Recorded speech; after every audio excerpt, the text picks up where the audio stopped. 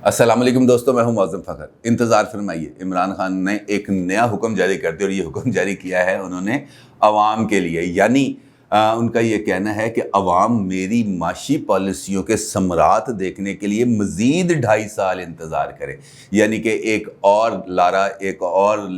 جسے کہتے ہیں نا ٹرک کی بتی جس کے پیچھے قوم کو لگا دیا گیا ہے۔ اور یہ لارا انہوں نے آج لگایا ہے اپنے ترجمانوں کے اجلاس کے اندر۔ آپ کو پتہ ہے کہ وہ ترجمانوں کے اجلاس کرنے کے کتنے شوقین ہیں۔ انہوں نے آج پھر ترجمانوں کا اجلاس کیا اور پھر ہدایت کی اپنے ترجمانوں کو کہ حکومتی کارکردگی کو عوام الناس میں اجاگر کریں، اور اس کارکردگی کا جائزہ لینے کے لیے انہوں نے ایک کمیٹی بھی بنا دی۔ فیصل باؤڈا اس میں شامل ہیں، فواد چودھری شامل ہیں، اور ایک دو لوگ شامل ہیں، اور ان کا کام یہ ہے کہ وہ ڈیلی جو ٹی وی چینلز کا جو پرائم ٹائم ہے 8 بجے سے لے کر 11 بجے تک، وہ یہ دیکھیں گے کہ کون کون سے وزیر کس کس چینل پہ جا کر کس کس ٹاک شو میں حکومتی کارکردگی کو اجاگر کرتا ہے۔ آپ اندازہ لگا لیں کہ یہ ایسی حکومت ہے جسے اپنی کارکردگی کا جائزہ لینے کے لیے ٹی وی چینلز کی سکرینز کا سہارا لینا پڑتا ہے، اور اس کا پھر بعد میں مانیٹرنگ کرنی پڑتی ہے کہ کون سا وزیر جا کے کیا کر رہا ہے، اب اللہ ہی بہتر جانتا ہے۔ لیکن سوال ہے، اور وہ بہت بڑا سوال ہے،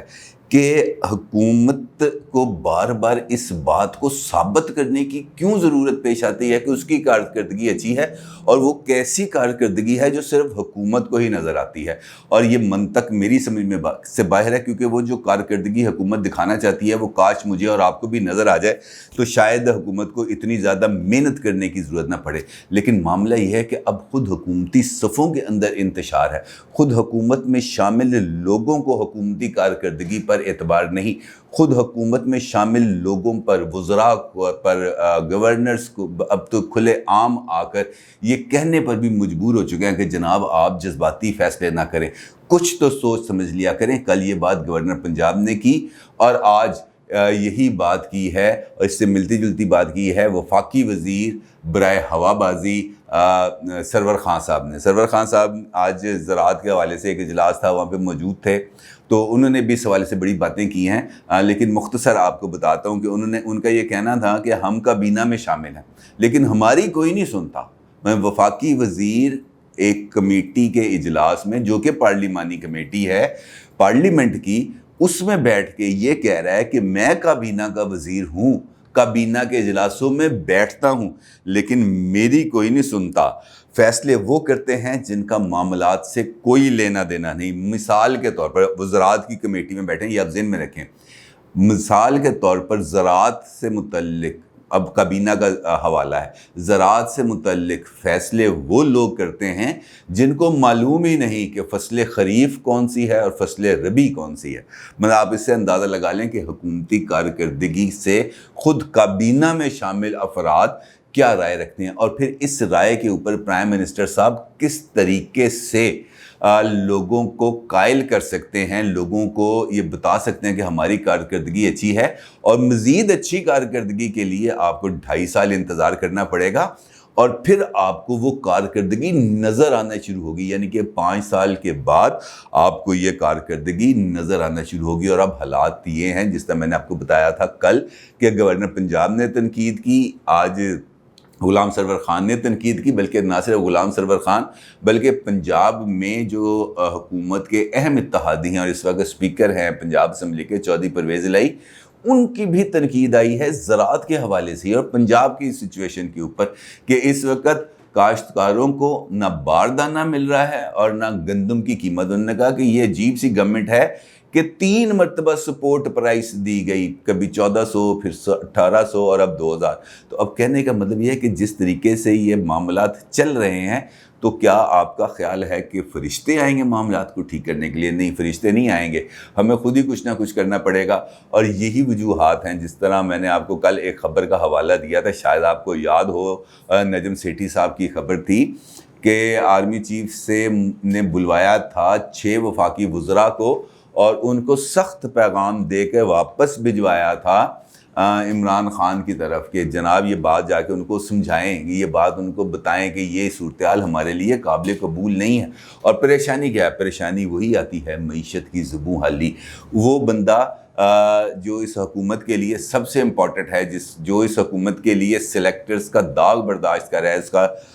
سلیکٹرز کا کیا کہہ سکتے ہیں ہم اس کو، جو مرضی سمجھ لیں، ہے سلیکٹر کا وہ برداشت کر رہا ہے دن رات مسلسل، لیکن اب وہ بھی یہ بات کہنے پر مجبور ہو گیا کہ جناب آپ کو بہتر کرنا پڑے گا صورتحال، ورنہ حالات قابو سے باہر ہو جائیں گے، اور پھر حکومت میں ایک دم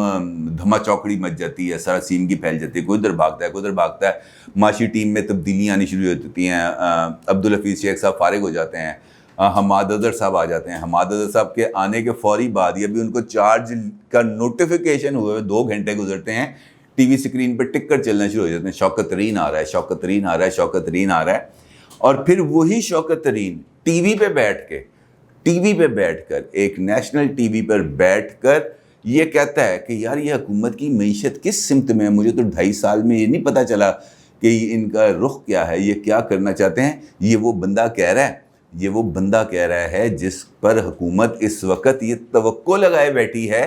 کہ جناب یہ آئے گا تو ہماری معیشت کا رخ ٹھیک کرے گا، اور وہ یہ کہہ رہا ہے کہ IMF کے ساتھ تو بات چیت جس طریقے سے کی گئی اس طریقے سے تو ہمیں بات چیت کرنا ہی نہیں چاہیے تھی، ہمیں عوام کا خیال رکھنا چاہیے تھا، کیونکہ اب عوام مزید بوجھ برداشت کرنے کے لائق نہیں۔ اس کا مطلب ہے وہ یہ کہہ رہے ہیں شوکت ترین صاحب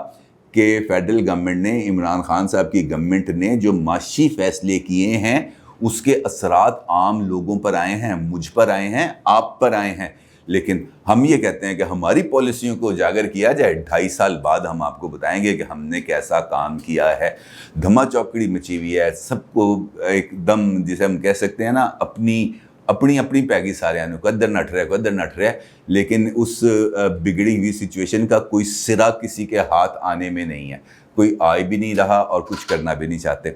آرمی چیف نے اس ملاقات کے اندر جتنی انفارمیشن مجھے ملی ہے کچھ کریڈیبل جرنلسٹ سے اسلام آباد کے، ان کا یہ کہنا تھا کہ آرمی چیف نے اس ملاقات میں واضح طور پر کہا کہ معیشت کی صورتحال بہتر نہیں ہے، اس کو ٹھیک کریں، اور ہم کئی مرتبہ کہہ چکے ہیں کہ آپ پنجاب اور KP کے چیف منسٹرز کو چینج کریں، کرپشن کے الزامات آپ کی اپنی کابینہ کے اراکین پر بھی ہیں، ادھر بھی نظر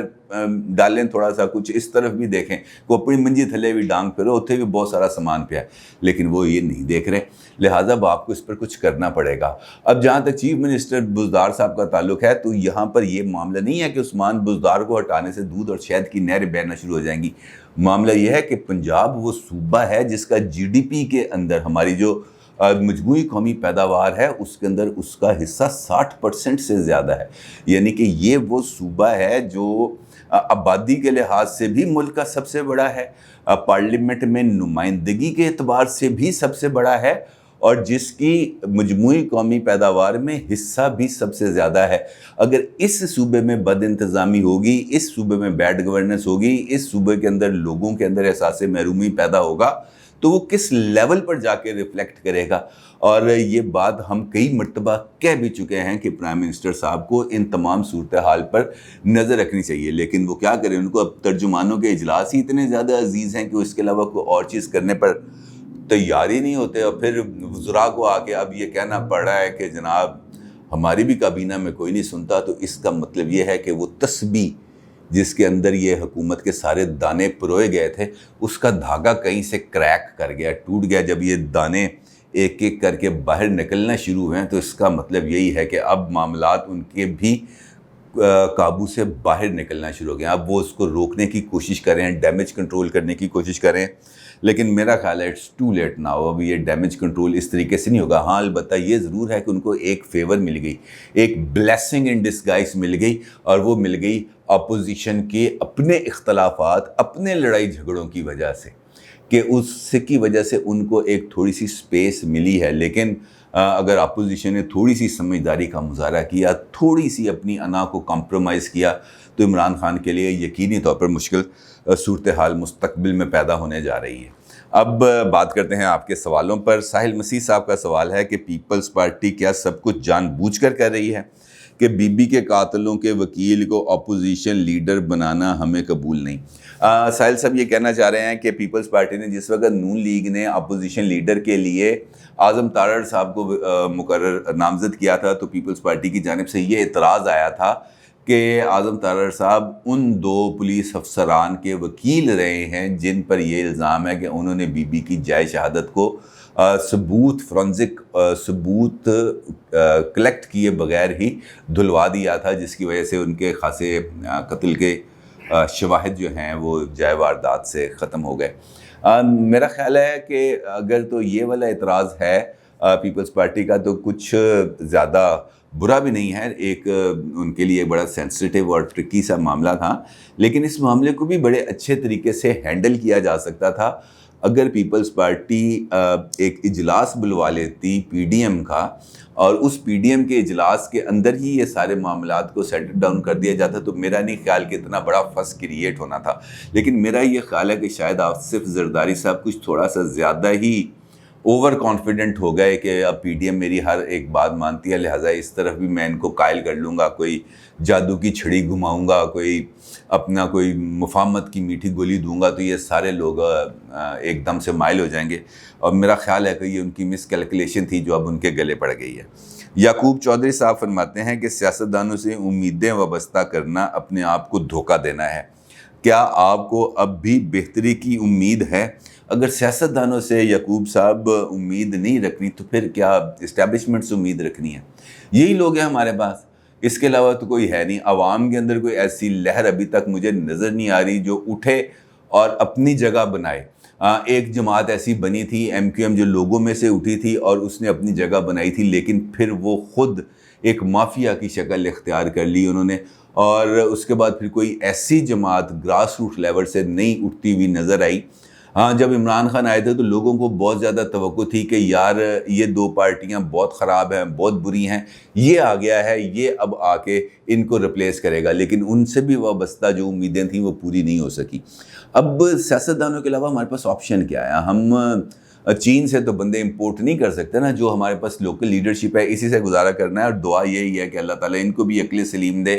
ان کو بھی اس بات کا ادراک دے کہ لوگوں کی نبض کہاں پہ ہے، عوام کی نبض اس وقت کیا ہے، کیونکہ پلز آف دی پیپل کو ریڈ کرنا ہی بنیادی طور پر سیاست ہے، کیونکہ وہ لوگ جو لوگوں عوام کے جذبات کو سمجھ سکتے ہیں وہی درست فیصلے کرتے ہیں سیاست میں۔ قمر نواز صاحب کا یہ کہنا ہے جناب، آزادی مارچ میں نواز شریف کے باہر جانے آزادی مارچ نواز شریف کے باہر جانے کی ڈیل پر ختم ہوا، مریم کیوں خاموش رہیں؟ یہ آواز بھی بلاول کی مرہون منت ہے، اب شہباز شریف ڈیل کریں گے کیونکہ نون لیگ کو زرداری کی جیت منظور نہیں۔ دیکھیں، آزادی مارچ کا جہاں تک تعلق ہے تو آزادی مارچ کے معاملے میں شہباز شریف صاحب نے بھی خاموشی اختیار کی تھی، کیونکہ جب وہ آزادی مارچ لاہور تک پہنچا تھا تو نون لیگ کے کسی لیڈر نے لاہور میں ان کا استقبال نہیں تھا کیا، اور بلاول صاحب تو جب یہ آزادی مارچ پہنچ گیا تھا اسلام آباد تو وہ اس وقت وہاں پہ موجود تھے، اور انہوں نے مولانا صاحب کا خیر مقدم بھی کیا تھا، بلکہ وہاں پہ 2-3 مرتبہ خطاب بھی کیا تھا۔ شہباز شریف صاحب بھی وہاں پہ گئے تھے، انہوں نے بھی خطاب کیا تھا، لیکن یہ تاثر بہرحال موجود ہے کہ آزادی مارچ کی مرہون منت تھی نواز شریف صاحب کی بیرون ملک روانگی، لیکن یہ چیزیں جیسے جیسے انفولڈ ہوتی ہیں لیکن وقت لگتا ہے اس پر۔ ہاں، یہ بات ضرور ہے کہ اس وقت جو حالات ہیں وہاں پر پیپلز پارٹی کٹہرے میں کھڑی ہوئی ہے، اور اس کی وجہ پیپلز پارٹی نے کوئی 3 مارچ یا 13 مارچ سے پہلے 12 مارچ سے پہلے کوئی غلط فیصلہ اس حد تک نہیں کیا کہ اس کو کرٹیسائز کیا جائے، لیکن اس کے بعد کچھ فیصلے ایسے ہیں جس پر کرٹیسزم اس کو ہو رہی ہے، اور اپوزیشن کی تقسیم کا جو دھبا ہے وہ اس کو برداشت کرنا پڑ رہا ہے، اور اس کی وجہ یہ، جیسا میں آپ کو کل بھی بتا چکا تھا، کہ پی ڈی ایم کے پلیٹ فارم پر پیپلز پارٹی نے اس بات کو تسلیم کیا تھا کہ اپوزیشن لیڈر کی سلاٹ مسلم لیگ نون کو دی جائے گی، اور پھر وہ انہوں نے اپنے فیصلے سے بیک آؤٹ کیا، اور یہ میں نے ابھی ساحل صاحب کے سوال کے جواب میں بھی آپ کو یہ بتایا کہ اگر اس معاملے کو پی ڈی ایم کے پلیٹ فارم پر اچھے طریقے سے بیٹھ کے سلجھانے کی کوشش کی جاتی تو نہ صرف یہ سلجھ جاتا بلکہ پی ڈی ایم بھی انٹیکٹ ہوتی اور عمران خان کے ناک میں دم کیے رکھتے۔ خیر، اب جو ہونا ہے وہ ہو چکا ہے، اس کو اب بہتر تو یہی ہے کہ اس کو کسی نہ کسی طریقے سے